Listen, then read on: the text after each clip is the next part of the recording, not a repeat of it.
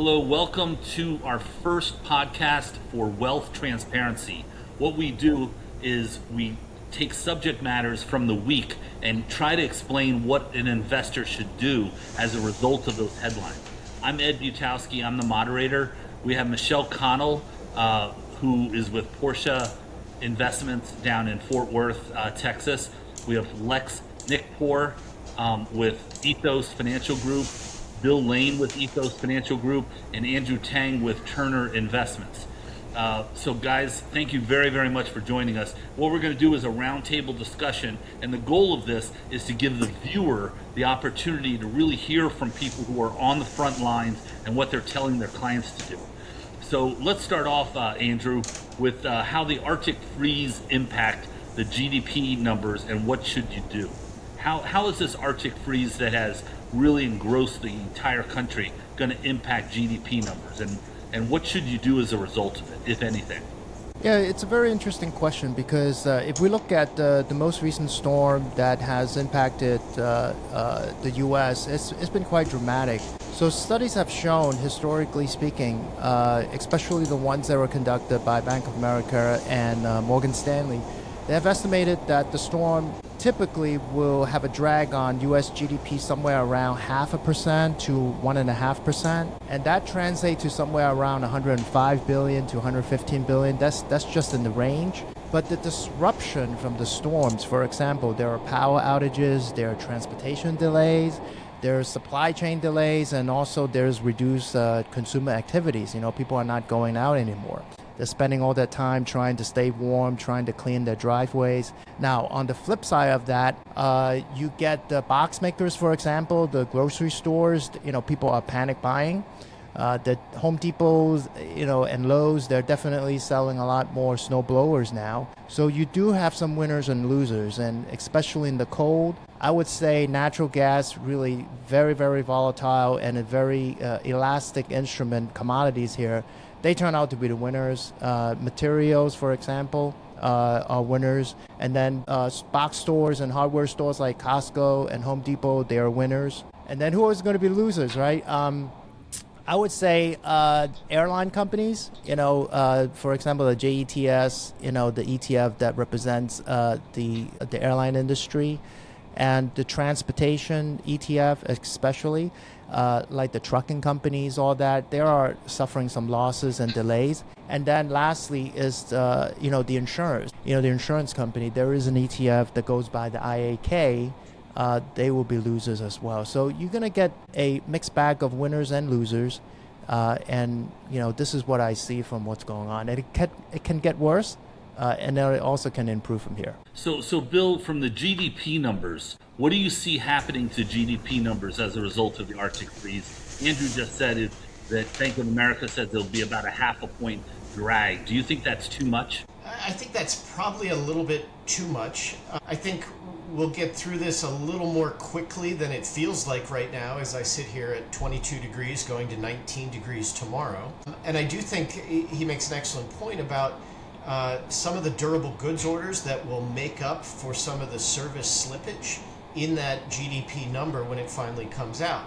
You can look at stocks like Generac and see up 25% year to date.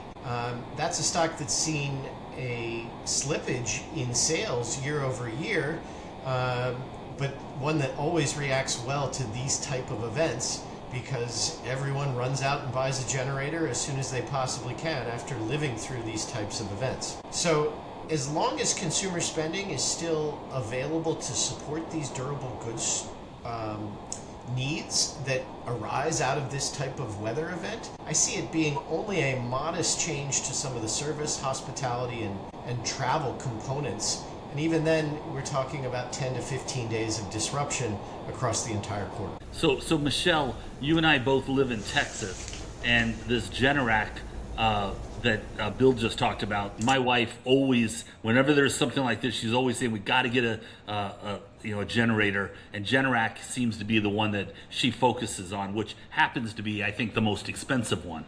But what are your thoughts about the GDP numbers, and how and what would you buy as a result of this? And do you buy those generators? I'm assuming you already have one, Ed. No, I will not buy one. I'm going to live through the agony. Okay. You're not the average Texan then, because most of them are going out and they're getting the generators right and they're getting prepared. And that's why you still, as of yesterday, when I went to Whole Foods and to Kroger, there still wasn't a lot on the shelves. And I think, we're really good, at least in the South, for panicking. Up where Andrew is, or, if you're up in the Connecticut area, they're used to this versus us down here. But I did read the numbers that Andrew was referring to at GDP being hit on average, 0.5% to 1.5%. But it's interesting. I think the figures were through the 15th. Consumer spending was still up for the month year over year, 3.5%. So we're still spending. It's somewhere. Maybe it's in the grocery stores and the generators and the Home Depots and the Lowe's of the world. And obviously people weren't able to take as many flights. I think finally yesterday, American Airlines went full on back on their schedule in DFW. So we're going to see some softness there. How much is it going to be? It's never really a lot unless it's something as onerous as what happened to us in 21. But I think we're really good at spending. It depends, where we're going to spend. Obviously, Americans are going to spend through the good and the bad. So I think natural gas really spiked quite a bit. I don't know where it is now. I still like natural gas because it's needed for electricity and all the data centers that are being built out.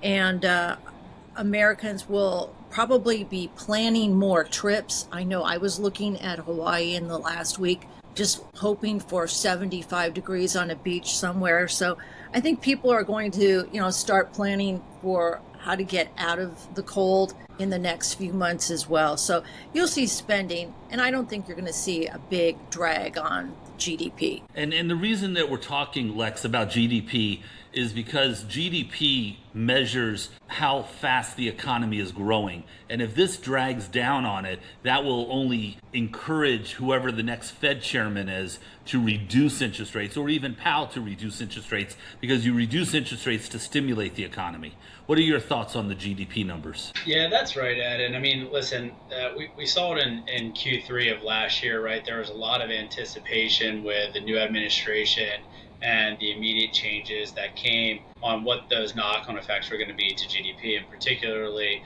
there was some exuberance and then some, quite a bit of questions raised in early April after Liberation Day. And then a lot of questions, with all those tariff announcements, and the expectation was, well, really there was hesitation by just about everyone because we didn't know what the knock-on effects were going to be. And across most of the major banks and economists, it was say, hey, by Q3, we should have an idea as to how that's really going to play out through the economy across businesses and consumers. And what was interesting was to get a pretty hot GDP number in Q3 at 4.4%, which was unexpected, and that's why we saw just some pretty exuberant market action. I think to your point, and then we've seen that sort of trickle off a little bit. We've seen it in some of the numbers at the beginning part of the year with what the expectation that it could be with some layoffs and what have you. There's a lot to unpack there because of obviously the integration across enterprises with AI. So like how much is necessarily being offset, how much productivity is being captured, which also, I mean, a lot of that falls into that end number. But yeah, it'll be interesting to see what the Fed does. The economy has grown in light of higher interest rates because I think of this expectation of pro-business in this administration, and companies have been able to weather some of that shock. The large and mostly small and mid caps obviously are the ones that shoulder that the most. And then with seeing that tail off, we've seen small and mid caps absolutely turn quite a corner here in the beginning part of the year. And I think that's a part of that's rotation, finding value, right, because of those prices and those valuations. But I think we see this pause. I think you could effectively have some knock-on effects if GDP is a little sluggish. But and the expectation is for 2 to 3 rate cuts throughout the rest of the year, right? But starting mostly in June. So it'll be interesting to see. I think it's tough to really put a finger on what'll hit, especially as Powell is, there's quite a bit of a dance that goes on here with the current administration, and especially I think tomorrow 11 o'clock is the expectation of the newly announced, who's going to be the Fed chair. So I think it might be pretty quiet to maybe one rate cut under his tutelage here for the rest of the term. So as a result of what's happened, you're looking at small and mid cap stocks? Well, they've really picked up, because again, folks are looking for that value, and especially, and we're seeing it. We've seen it over the last couple of days, where we've seen like Microsoft, Adobe, a lot of these like large moat organizations that have had incredible valuations because of a lot of the AI hype, and you've seen rotation out of those, people taking those gains and moving into places where the valuations are far more attractive. So, we've seen that for the first part of this year, yeah. So to all of you, we know that treasuries have a big impact on the valuations on different stocks. Are we seeing the demand for treasuries diminishing, pushing yields higher versus lower? Because we're all talking about interest rates coming lower, and we know the Fed funds rate and the discount rate is impacted by the Federal Reserve. But you also have 10-year Treasury and 30-year Treasury, which is an open market outcry, using words from my Series 7 book, the outcry. Yeah. But the if you see treasuries not as attractive, you're going to see yields go higher, which is going to make how much money we owe and how much money we got to pay out in debt that much more. We pay out $3.5 billion a day in interest payments, and we're going to see that go higher. So is the demand for U.S. treasuries actually diminishing? Andrew? Yeah, I really don't see the demand for U.S. Treasury. It's going to make that much of a difference. In terms of the yield rising and lowering, it has to do more with the rising inflation expectations, and it's also a reflection, basically a grading board for the fiscal policies, and if there is any mistake that the public view, and the uncertainty that it creates. Obviously, if there's a ton of supply hitting the market, that also could change. But in terms of, let's say, even Canadians or Europeans or other countries boycotting treasuries, and therefore, the demand, it's going to be taken back, I would really, be more reserved from that regard. I think the yield, it's more of a function of the economy being strong or not, fiscal policy challenges, and also inflation expectations. In terms of the demand for Treasury, it is still quite strong, especially for what we're yielding right now. In terms of the dollar, which is completely relevant to that, I still believe the dollar, it's going to be the king of the global trade settled currency. Even the efforts from the BRIC countries, Brazil, Russia, India, and China, and now with the Middle East joining board, the trade among themselves, yes, they don't settle in dollar, but if you talk about global trade, I still believe that dollar is going to be the king, and I probably don't think that it's going to move much, and all that is just speculations in my opinion. Well, sure. And Bill, how do you feel about the U.S. dollar, where it's at, and U.S. Treasuries? Because they do, as Andrew said, go hand in hand. They certainly do. And while I agree with Andrew that the dollar's not going anywhere as the base of trade globally, I do think it is resetting into a different regime right now. And the movement we've seen thus far this year, whether from fiscal anxiety or some of the steepening of the yield curve, which has changed some of the demand for dollars, I think is a real structural change that investors need to be aware of. Most of them are seeing it in their portfolios to see their international stocks significantly outperforming their U.S. stocks. A lot of that is the currency change. It's not necessarily a fundamental outperformance of those companies. And I think that we're going to see a higher Treasury term premium. We're going to see a bit of a steeper yield curve across the Treasury curve. That's going to be pointed at as something that is continuing to freeze up the housing market, because I think we had a week where the 30-year went under 6%, but it was kind of a blip on the screen of things. We actually need much more housing supply to unfreeze the housing market, not necessarily lower rates. But we do have this kind of waning confidence in U.S. macroeconomic policy, that the fiscal deficits, used to drive safety bids into the dollar. And now those safety bids are going into gold and, to a more meme stock perfection, silver and other commodities. So I think that's a real structural change.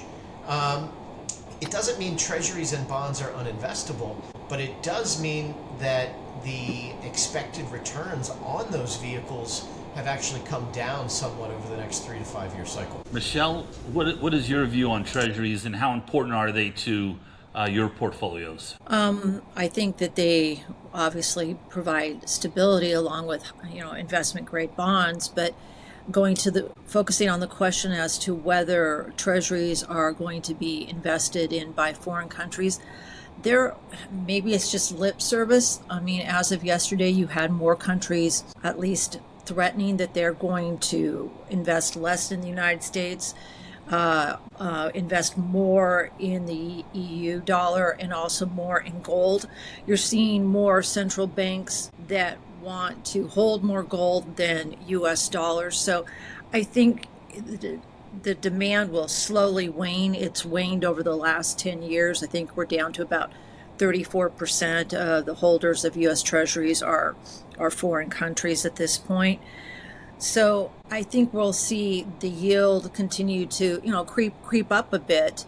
And to Andrew's point, what also goes into that is inflation, which I don't think isn't going to go anywhere anytime soon, and the deficit as well. So I think treasurers, will remain strong. And I think they're a little bit more attractive here than they were a few years back because the yields are higher. I don't think I'd go out very far in terms of duration if that yield curve continues to go up. So, Lex, what thoughts do you have on the Treasury market right now? I think the three of Michelle, Bill, and Andrew really covered most of the basis when we look at that. And I would add on to what Michelle said. You really want to find the sweet spot of that from a duration perspective, and going out too long. I think the risk there is a little too unsavory for my liking. But to the point, I think especially there was an interesting article today. I can't remember where it was from. It might have been in Bloomberg or it came through the wire.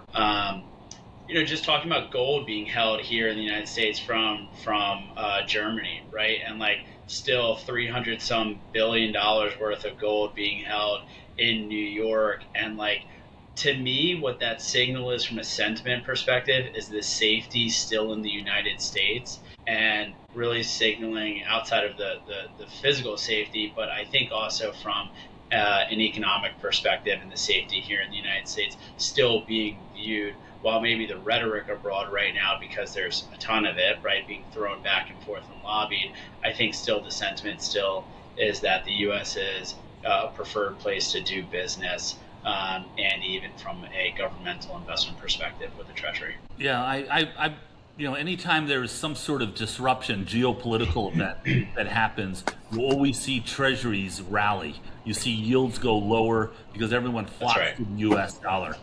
So no matter what conversations are out there, the U.S. dollar seems to be the home for whenever there's some sort of scare in the world.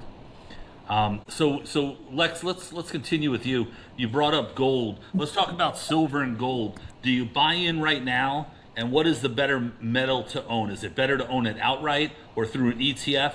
And then what about copper? I'm hearing a lot of things about copper because I remember for so many years, and I've been doing this for 45 years, everyone talks about gold, and gold never did anything. And now, all of a sudden, the gold has soared up, and I'm getting calls from people from 20 years ago saying, I told you gold was going to be good.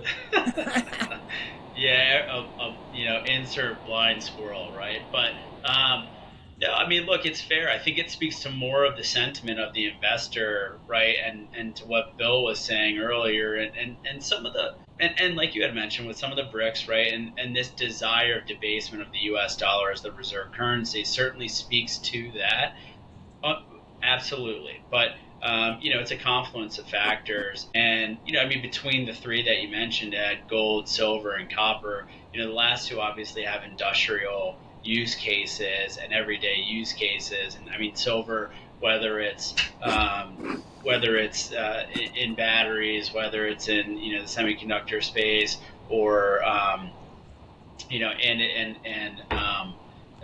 it, to me, I think that's where you get a little bit more like there's a cash play out of it because it's creative. Where gold, it's just pure value, right? I mean, you're holding something of value because it's in demand, and copper, you're getting the same amount of silver, which is why they're going to move more volatile. But yeah, I think, do you get in now? I think it's a matter of, you have to look at the portfolio and say to yourself, do I have exposure here? How do I have exposure? And then, grabbing that incrementally based off of where you're seeing those prices, and being a little bit more, if you don't have enough, making sure that you've been able to capture liquidity elsewhere to then reinvest. So Andrew, let's say that you've bought off on the idea that you're going to own gold, silver, or copper. Do you buy it as a physical entity, or do you use an ETF for it? Can't hear you, Andrew.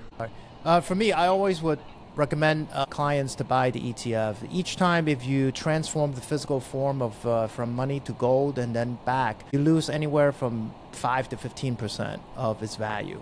And then you have to deal with the merchant. There are good merchants out there, but there are plenty of bad merchants out there. So I came across enough of cases, especially targeting seniors, of buying this special gold coin or silver coin or whatever it is, and before you know it, they lose anywhere from 30 to 50% of the values over time, and it's horrible. It's a horrifying experience that I have seen. So I always advise people, hey, just buy the ETF, for example, SGOL or the GLD. IAU, these are many of the choices that you can use. But it's really interesting to see, from what you have said before, is that, gold has really have done nothing before. And I think there is a real correlation between the debt to GDP graph to the price of gold graph, and silver. Obviously, silver, you can see the parabolic move in the recent months, to the last 2 years, for example. And same with gold, that you see the amazing surge, and that really coincides with the debt level that we have relative to GDP.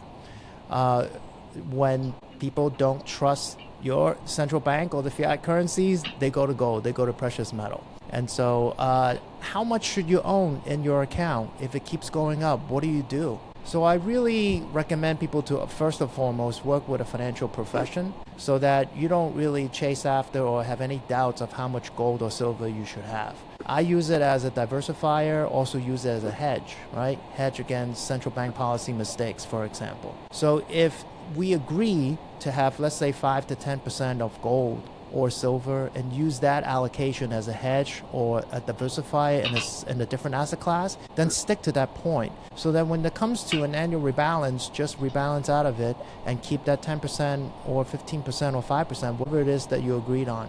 And that's a good scientific way to keep your allocation without second guessing of how much gold or silver or even copper should you have.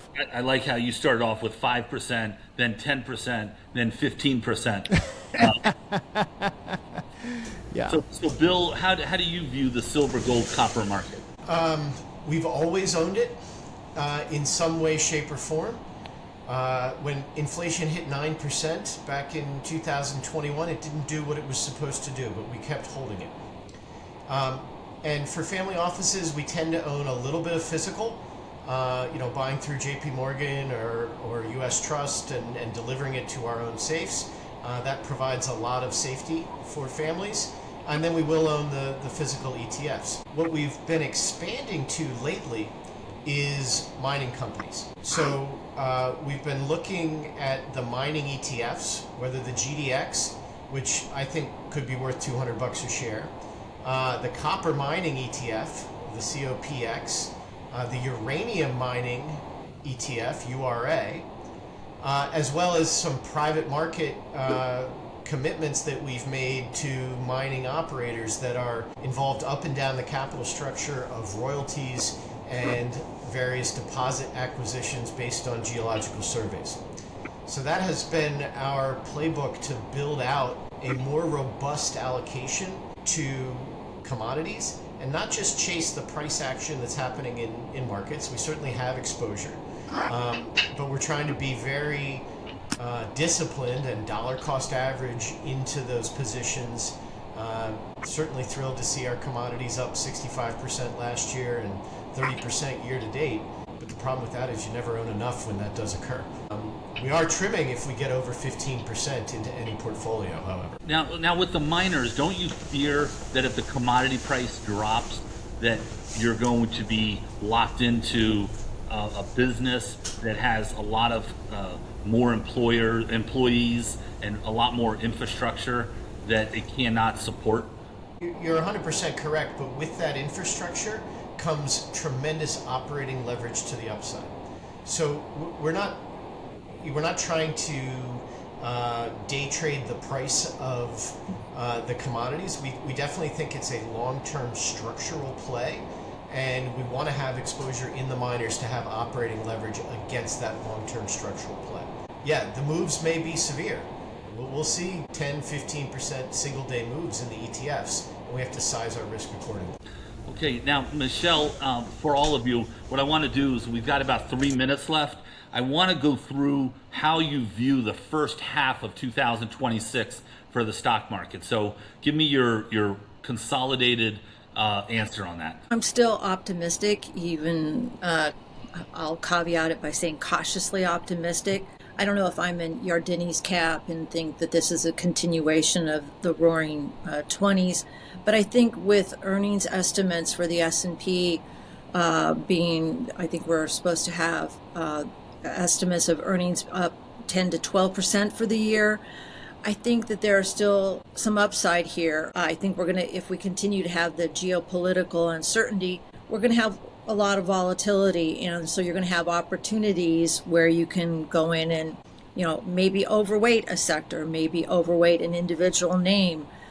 Going back to the gold, there's a lot of operating leverage in the miners, but there's also inefficiencies in that industry as well as others, and there'll be ways to play that. So I think we're going to see at the end of the year maybe 10 to 12% upside, but a lot of volatility along the way.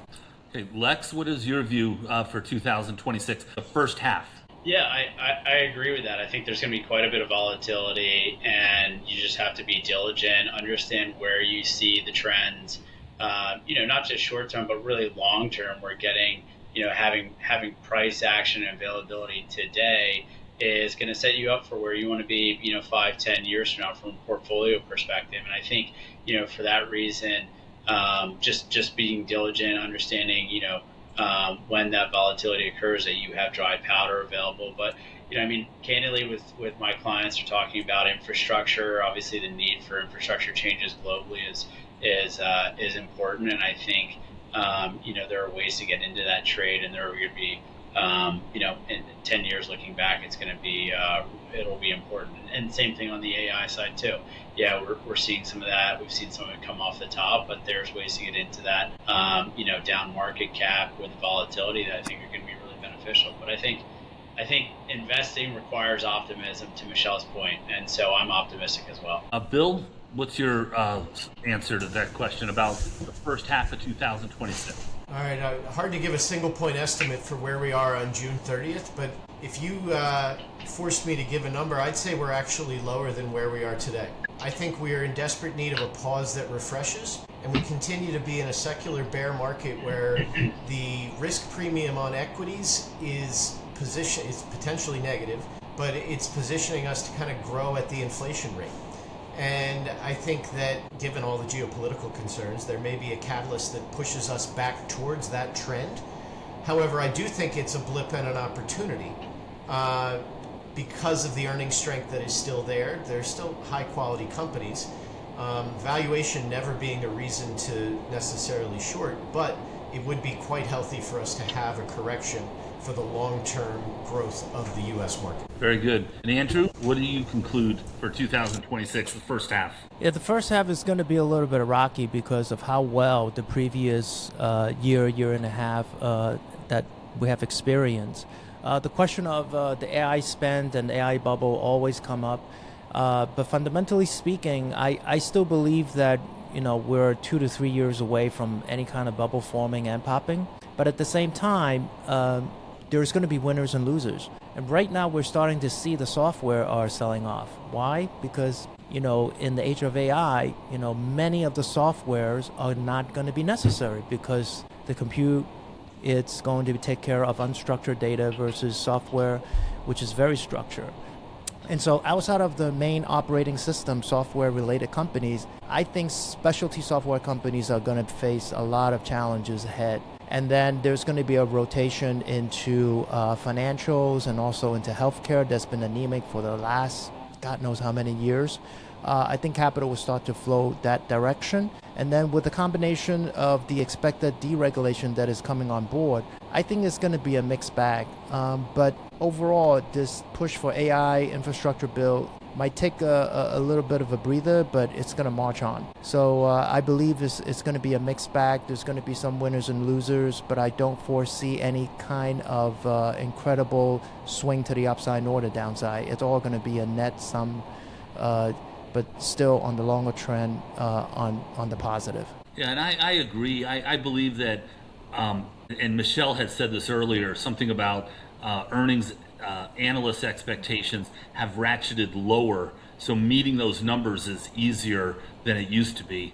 I also believe that we're going to see small cap value and mid cap value do very, very well. I think that they're going to be taken over. There's going to be a lot of M&A activity that's going to take place, and they're going to uncover or unleash a lot of capital. I think that's going to happen in the pharmaceutical industry as well as the AI industry. So I think there's a lot of positive stuff. But one of the big positives is that this concludes our first podcast, Wealth Transparency. For those of you watching, Michelle Connell is with Portia Capital Management in Fort Worth. Lex Nikpour and Bill Lane are with Ethos Financial Group in King of Prussia.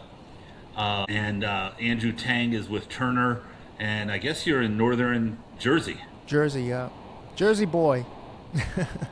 Well, thank you very much to all of you. I appreciate you doing this. And for those of you watching, please reach out to somebody if you're interested in learning more about them. Thank you. Thanks, Ed. Thanks, Ed. Thanks for having us. Have a nice one.